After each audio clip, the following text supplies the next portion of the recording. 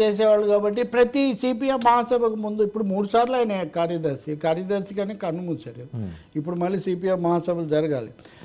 ఎప్పటికప్పుడు ఏవో తేడాలు వచ్చేసాయి, ఇదైపోయింది అదైపోయింది అనే కథనాలు చాలా. కానీ అన్నింటినీ అధిగమించి అలా ముందుకు వస్తూనే వచ్చారు. అందుకని సీతారాం యేచూరిది చాలా అచంచలమైన అంకిత భావంతోనూ క్రమశిక్షణతో ఆయన పార్టీని తీసిపోవడం మనం గమనిస్తాం. అలాగే వారధి అటువైపున మాకినేని బసవపన్నయ్య, సుందరయ్య, ఈఎంఎస్ నమూదిరిబాదు, జ్యోతిబాసు, సూర్జిత్ ఇలాంటి సీనియర్ నాయకుల నుంచి కమ్యూనిస్ట్ ఉద్యమాన్ని 2వ తరానికి తీసుకొని రాడు. ఇప్పుడు మనం 72 ఏళ్ళ సీతారామన్ గురించి మనం మాట్లాడుతున్నాం, కానీ వాళ్ళు ప్రవేశించినప్పుడు అప్పుడు 70 ఏళ్ళ తరం వేరే ఉంది.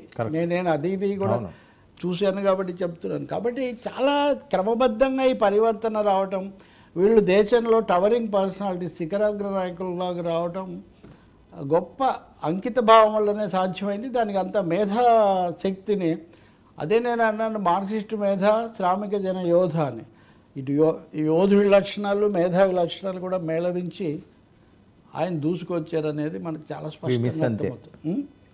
మిస్ అయ్యారు అది ఎక్కడ ఏది వచ్చినా కానీ మొన్న కూడా ఏదో అన్ని రీమిక్స్ చేస్తున్నారు. ఎవరో అడుగుతున్నారు, మీ కూటమిలో అందరూ మాజీ ప్రధానులు లేదా ప్రధానులు కావాలనుకునేవాళ్ళు కోరుకునేవాళ్ళు చాలా ఎక్కువగా ఉన్నారని నితీష్ కుమార్ ఎద్దేవా చేస్తున్నాడు, మీరేమంటారని అడిగితే ముందు నితీష్ కుమార్ ఏం కోరుకుంటున్నాడో చెప్పండి, తర్వాత నేను మాట్లాడతాను.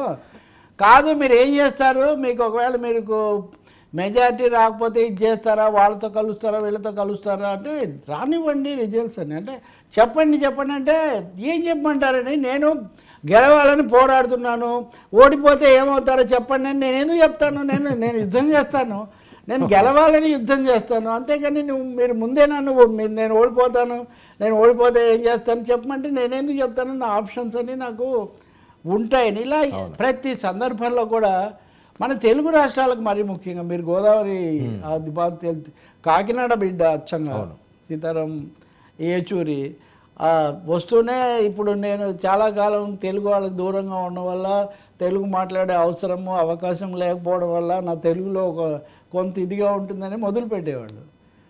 అక్కడికి జనం ఇంకా కనెక్ట్ అయిపోతుంటారు అనమాట. ఎలా రక్తం ఎర్రగా ఉన్నంత వరకు ఎర్ర జెండా ఇలా ఉంటుంది కొన్ని చెప్తే జనాలు.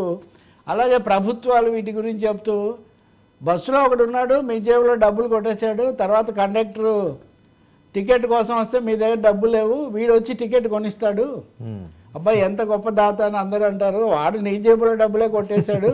మన ప్రభుత్వాలు ఎలా ఉంటాయి, నాయకులు ఈ ప్రభుత్వాలు కూడా మన దగ్గర డబ్బులే కొట్టేసి మనకేదో కాస్త విధిల్చి మనకేదో చాలా పెద్ద రాయితీలు ఇచ్చినట్టు చేసినట్టు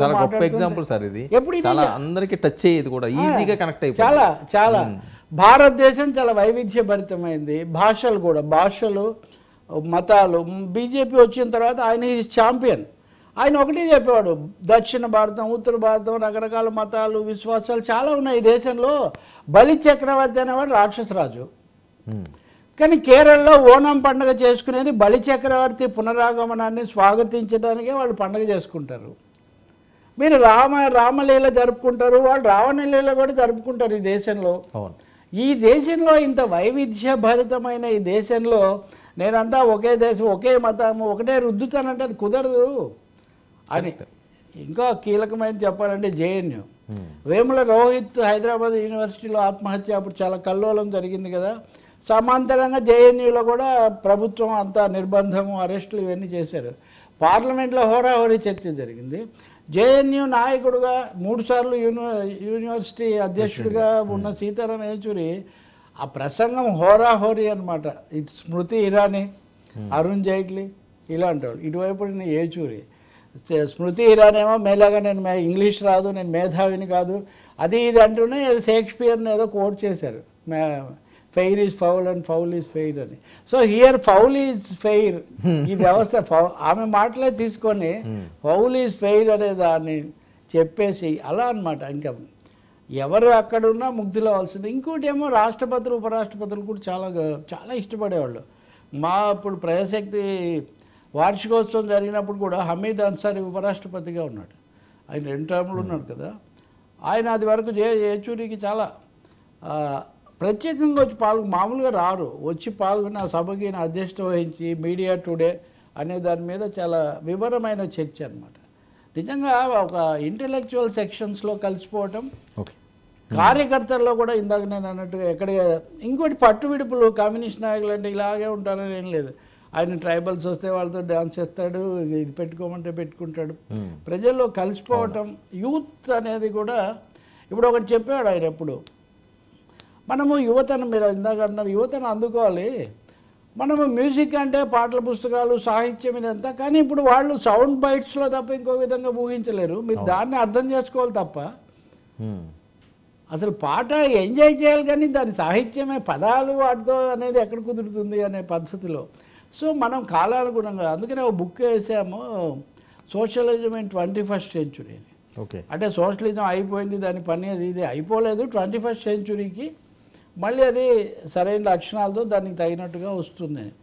ఆ విధంగా చాలా ప్రజ్ఞ అంటే ప్రజ్ఞ. పొద్దున్నే నాకు నేను వ్యాసం రాశాక ఒక మాజీ ఎంపీ ఫోన్ చేశాడు, సీనియర్, చేసి సీతారాం యేచూరి, వెంకయ్య నాయుడు, జైపాల్ రెడ్డి, వీళ్ళల్లో కూడా సీతారాం యేచూరి కొంచెం ఒక మాట ఎక్కువేనండి అని చెప్తున్నాడు. ఆయన కమ్యూనిస్టు కాదు. తెలుగు శిఖరాలని వెంకయ్య నాయుడు ఉపరాష్ట్రపతి అయినప్పుడు ఎవరో చెప్తుంటే, ఇగో చాలామంది తెలుగు శిఖరాలు ఉన్నారు, వీళ్ళందరూ తెలుగు శిఖరాలే నిజానికి. చివరిగా ఒకటి చెప్తాను నేను మీకు. తెలుగు రాష్ట్రాల విభజన జరిగినప్పుడు పార్లమెంట్లో మాట్లాడిన ఒకే ఒక నాయకుడు, గట్టిగా మాట్లాడిన నాయకుడు, అంటే అటో ఇటో ఉన్న వాళ్ళే ఉన్నారు, కానీ విభజన అనేది శాస్త్రీయంగా జరగాలి, సక్రమంగా జరగాలి, లేకపోతే వీటికి రేపు మీరు మూల్యం చెల్లించాల్సి వస్తుందని గట్టిగా చెప్పిన వ్యక్తి సీతారాం యేచూరి. ఆఖరికి వాకౌట్ కూడా చేశారు. కొంతమంది అదేదో ఒకరికి వ్యతిరేకం, ఇంకోరికి కాదు, ఇది సమగ్రంగా శాస్త్రీయంగా చేయకపోతే నడవదని. ఈరోజు ఒక పత్రికలో పేరు చెప్పడం నాకు ఇష్టం లేదు, ఈ తెలుగు శిఖరం చనిపోయిన వార్త సింగిల్ కాలంలో కింద ఫోటో మాత్రం పెట్టి వార్త లోపల ఇచ్చారు. ఈ దేశంలో ఎవరు చేసి ఉండరు అట్లా. ఎందుకంటే ఆయన చెప్పిన దాన్ని అర్థం చేసుకోకపోవడం వల్ల. విభజన సమస్యలు 10 ఏళ్ల తర్వాత కూడా ఎందుకు పరిష్కారం కాలేదు? ఆ రోజు బాదరాగా దానికి సరైన ప్రాతిపదిక వేయకుండా మీరు ముగించారు, ఇలా చేయొద్దని. అందుకని ఆ రోజు ఆయన గురజాడ అప్పారావుని కూడా కోట్ చేశాడు రాజ్యసభలో, దేశం అంటే మట్టి కాదు, దేశం అంటే మనుషులు అని, మనం మనుషులు కూడా దృష్టిలో పెట్టుకొని పని చేయాల్సి ఉంటుందని. After all is a Nizam college student, ఇవన్నీ చూసిన వాడు. కాబట్టి ఇంకో విధంగా ఉండే అవకాశమే లేదు. యేచూరి ఈ విధంగా అన్ని దశల్లో కూడా కీలక పాత్ర. ఇంకొకటి మీకు తెలుసో లేదో, రైతాంగ ఉద్యమం మనం జరిగినప్పుడు ఆయన మీద కేసు పెట్టారు. ఓకే, ఆయన ఇంకో ఇద్దరు, యోగేంద్ర యాదవ్ కేసు, ఏదో ఆయన దేశద్రోహము ఆయన ఏదో చేసినట్టు, ఆయనకి ఏమవుతుంది. కాబట్టి చివరిదాకా ఓకే, ఆయన పోరాట యోధుడిగా ఉన్నాడు, హేమాహేమీలతో మెలిగాడు, పదవులకు అతీతంగా ప్రజల కోసం నిలబడ్డాడు. మేధావి కూడా. పుస్తకాలు ఎన్ని వేసాడో మనం చెప్పలేం. సరే, రాజకీయాల విషయానికి వస్తే నాకు వ్యక్తిగతంగా మీరు అన్నట్టు చాలా అనుబంధం ఉంది. దాదాపు ప్రతి సభలో నా మీద ఒక జోక్ వేసేవాడు. నేను వరుసగా ఒక 5-6 మంది నాయకుల్లో బుద్ధదేవ్ భట్టాచార్య, లేకపోతే ఇంకో దశల జ్యోతిబాసు, పినరయి విజయన్, 2-3 ట్రాన్స్లేట్ చేసి వాళ్ళు అవగానే దిగిపోతే, ఇంకా రవి గారు దిగిపోతున్నారు, ఇంకా నేను తెలుగులో మాట్లాడాలి అంటున్నాడు. ఆయనకు బహుభాషలు, బహుమత, ఇందాక చెప్పినట్టే బెంగాలీ, తమిళ్, తెలుగు, ఇంకా ఇదేది హిందీ, ఇంగ్లీష్ సరే హిందీ వచ్చుకోబట్టి ఒక మేరకు హిందుస్థానీ, ఉర్దూ, సో ఇన్ని భాషలు మాట్లాడేవాడు. సో మాట్లాడుతుంటే చైనా వెళ్ళినప్పుడు ఒకసారి, చైనాలో మామూలుగా మనం